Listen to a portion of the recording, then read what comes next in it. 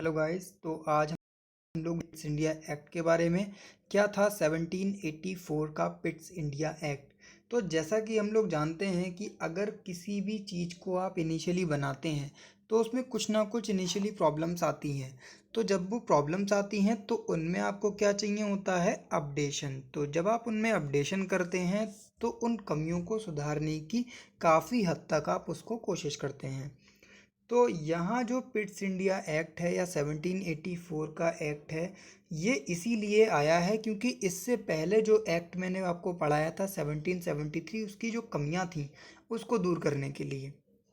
अब आप देखेंगे कि इससे पहले क्या कोई एक्ट नहीं आया, नहीं, ऐसा नहीं था। 1784 से पहले भी एक एक्ट आया था जो कि 1781 में आया था। उसमें भी प्रॉब्लम्स थी। तो उसके बाद जो आया है वो अपडेटेड 1784 है। चूँकि 1781 का एक्ट इतना इम्पॉर्टेंट नहीं है एग्ज़ाम प्रोस्पेक्ट से, इसीलिए मैंने उसको रखा नहीं है। हाँ, आपको ये ज़रूर पूछा जा सकता है कि 1784 का जो एक्ट था उसको क्या बोलते हैं, तो मैंने यहाँ पर ये रख दिया है point, also known as act of settlement. कोई ये ना समझे कि 1784 को हम एक्ट ऑफ सेटलमेंट बोल रहे हैं, नहीं, बिल्कुल भी नहीं। ये पिट्स इंडिया एक्ट था, लेकिन ये जो एक्ट ऑफ सेटलमेंट है ये 1781 में आ गया था। ये पिट्स इंडिया एक्ट 1784 का है। तो जानते हैं जरा पिट्स इंडिया एक्ट के बारे में, इसके फीचर्स क्या थे। सबसे पहली बात तो इसका जो पहला इंपॉर्टेंट फीचर है वो यही है कि भाई पॉलिटिकल और कमर्शियल वर्क जो है कंपनी के अलग अलग कर दिए।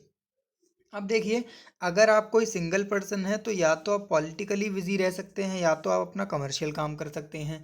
तो इसका मतलब क्या है कि ये कोई एक पर्सन का काम नहीं था, यहाँ पर एक पूरा बोर्ड वर्क कर रहा था। अब जानते हैं वो बोर्ड क्या है, देखिए जरा। तो दूसरे पॉइंट में यहाँ पर क्या बोला, it allowed the court of directors यहाँ पर बनाए गए थे, जिसको आप बोल सकते हो नियंत्रक बोर्ड, जिसको हिंदी में बोलते हैं, या बोर्ड ऑफ कंट्रोल, जो भी मैंने आपको बताया था कंपनी की क्या थी वो, गवर्निंग बॉडी है ना। और ये कौन सी बॉडी हो जाएगी, कंट्रोलिंग बॉडी। 1773 के एक्ट में अगर आपको याद होगा तो मैंने कोर्ट ऑफ डायरेक्टर्स के बारे में बताया है, जो कि कंपनी की कैसी बॉडी थी, गवर्निंग बॉडी।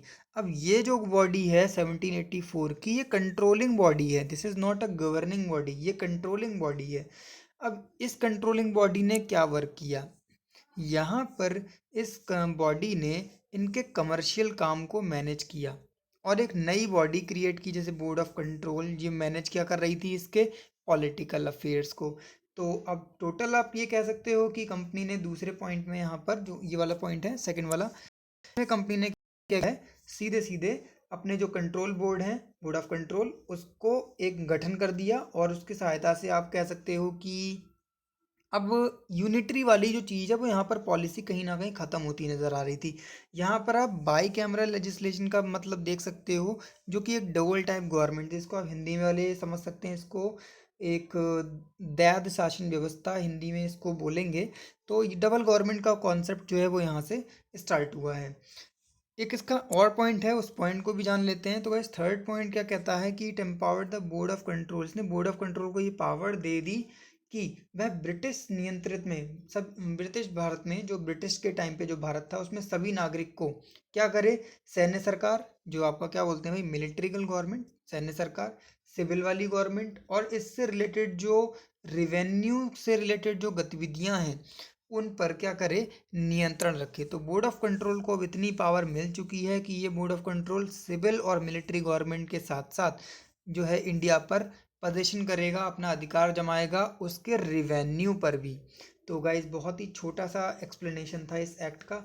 अच्छा, मैं आपको यहाँ पर एक और पॉइंट भी क्लियर करना चाहता हूँ कि भारत में जो कंपनी के अधीन के क्षेत्र हैं, कंपनी के अधीन का क्षेत्र का मतलब है जितने क्षेत्र, जितने एरिया जो है कंपनी के अंडर में आ रहा हो। सपोज करो भाई कंपनी इतने एरिया में बिजनेस कर रही है, तो ये एरिया कंपनी के अंडर में आ रहा है।